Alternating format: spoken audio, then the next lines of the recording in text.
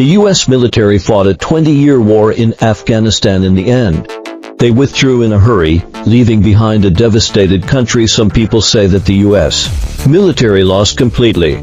They spent $1 trillion in 20 years. Thousands of American soldiers were lost. 70,000 Afghan security forces personnel and tens of thousands of civilians died in the end.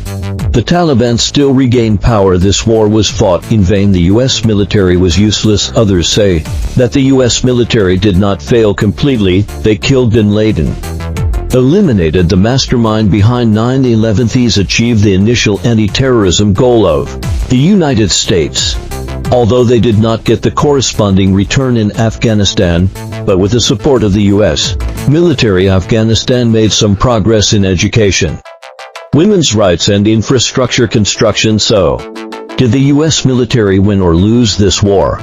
In 2001, the 9/11 incident shocked the world. A Boeing 767 aircraft hit the North Tower of the World Trade Center before 9 a.m. 18 minutes later, the second aircraft hit the South Tower.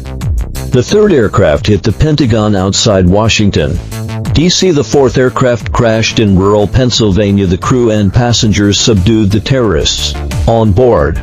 These attacks killed 3,000 people. The hijackers were terrorists from Saudi Arabia and other Arab countries. Soon, the terrorist network Al-Qaeda, led by bin Laden, was identified as the mastermind behind the 9/11 attacks. How could the Americans take such humiliation? They vowed to eliminate all anti-American terrorists, no matter how far. They will be punished within 10 days. U.S. President Bush announced a war on terror and said that fighting terrorism is now the struggle of the whole world, and immediately pulled his small allies. The U.S. government issued an ultimatum to the Taliban, who controlled Afghanistan at that time, asking them to hand over all Al-Qaeda personnel still in the country and close the training camps. Then the Taliban refused. The United States didn't waste words and directly launched military operations. 1 month after the 9/11 incident, the United States began airstrikes on Afghanistan. The invasion officially began. U.S. Special Forces drove the Taliban out of their strongholds in Mazar-i-Sharif, Kandahar and Kabul, but still let bin Laden escape. Fled to Pakistan, with Al-Qaeda being expelled from Afghanistan. Bin Laden escaped. The Taliban regime ended at the end of 2001. The Taliban regime was overthrown. The new Afghan transitional government, supported by the United States, was established in 2002. The focus of the United States shifted to Iraq. The United States started to deal with Saddam again in 2003. The Taliban was basically defeated. Bush announced the end of major combat operations in Afghanistan. Now, it's about stability and reconstruction. The United States and its allies, the United Kingdom, Germany, the United States, Japan, and Italy, carried out reconstruction in Afghanistan and built new schools, hospitals and public facilities. Abolished some systems, allowed women to receive education again. On the one hand, they were to prevent Afghanistan from becoming a haven for terrorist organizations again and ensure its stability. On the one hand, it was to expand its influence in the region by reconstructing Afghanistan. After all, Afghanistan is a strategic location in Central Asia. However, the continuous anti-terrorism operations of the U.S. in Afghanistan were not welcomed by the local people, because these operations often led to civilian casualties. Under such circumstances, Taliban fighters returned to Afghanistan. Some people began to support the returning Taliban, believing that they were a force against the U.S. military. With the strengthening of the Taliban, it became more difficult and complex for the International Security Assistance Force to maintain peace in Afghanistan. In 2004, as part of the NATO mission, the United Kingdom agreed to assume responsibility in Helmandi province in southern Afghanistan, mainly concentrated resources responsible for military and reconstruction tasks in the region. The UK's mission in Helmandi province, it began as maintaining peace and reconstruction, but later turned into a war with the strong resistance of the Taliban and the continuous deterioration of the situation. A large number of Taliban returned to the region and launched counterattacks. The British Army couldn't handle it by 2006. The Taliban and the Afghan government forces' fierce battles broke out in the south and recaptured the southern region of Afghanistan from NATO until 2008.